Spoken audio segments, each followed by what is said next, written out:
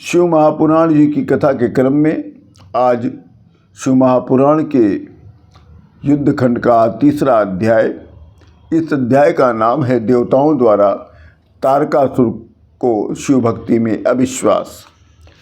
देवताओं के वंदना और स्तुति करने के उपरांत शंकर भगवान कहते हैं कि हे देवगणों, इस समय जो ये त्रिपुरा अध्यक्ष है ये बहुत पुण्यवान है और जिनमें पुण्य होता है उनका वध करना नहीं चाहिए। और आप लोगों को बहुत कष्ट है, बहुत दुख है, ये मैं अच्छी तरह से जानता हूँ। ये दैत्य भी इतने प्रबल हैं कि आप लोग उसे मारने में असमर्थ हैं। हे देवताओं, दैत्य भी मेरे भक्त हैं, तो मैं उनका वध किस प्रकार से कर सकता हूँ। अतः आप लोग विष्णु भगवान की शरण में जाएं और विष्णु भगवान से निवेदन करें, वो अवश्य आप लोगों के कार्य को संपादित कर देंगे। तब सब देवता लोग शंकर भगवान को वंदना करके, उनको प्रणाम करके ब्रह्मा जी को साथ में लेकर विष्णु भगवान की शरण में गए और विष्णु भगवान की स्तुति करके, वंदना करके अपने दुख को व्यक्त किया। तब विष्णु भगवान कहते हैं कि हे देवगणों, ये बात तो सत्य है कि जहाँ सर्वदा धर्म का आचरण होता है वहाँ किसी प्रकार का दुख नहीं होता। तब देवता लोग कहते हैं कि हे भगवान, हम लोगों को फिर क्या करना चाहिए, हम लोग किस प्रकार से निवास करें, त्रिपुरासुर के जीवित रहते किस प्रकार से धर्म की रक्षा होगी, आप ही बताइए। अतः आप इन त्रिपुरों का वध करने का कोई न कोई उपाय अवश्य करें। हे भगवान, तारकासुर के जो पुत्र हैं वो श्रेष्ठ शिव भक्त हैं, इसलिए वो अवध्य हैं। तब भगवान विष्णु जी ने देवताओं के कार्य सिद्धि करने के लिए चिंतन किया। उनके चिंतन से एक पुरुष प्रकट हुआ। वो पुरुष यज्ञ पुरुष था जो हाथ जोड़कर शिव विष्णु भगवान की वंदना करने लग गया। तब विष्णु भगवान कहते हैं कि हे देवगणों, तुम लोग इन यज्ञों के द्वारा त्रिपुरासुर के विनाश और जगत के कल्याण के निमित्त इस परमेश्वर का यजन करो। तब देवता लोग उस यज्ञ पुरुष को प्रसन्न करने के लिए उसकी वंदना, उसकी स्तुति करना प्रारंभ कर दिया और बड़े विधि विधान से एक यज्ञ कुंड में हवन करना प्रारंभ कर दिया।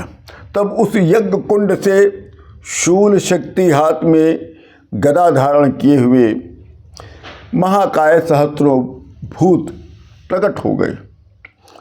ये भूतगण नाना प्रकार के वेश को धारण किए हुए थे और साक्षात कालाग्नि रुद्र के समान, काले सूर्य के समान प्रतीत हो रहे थे।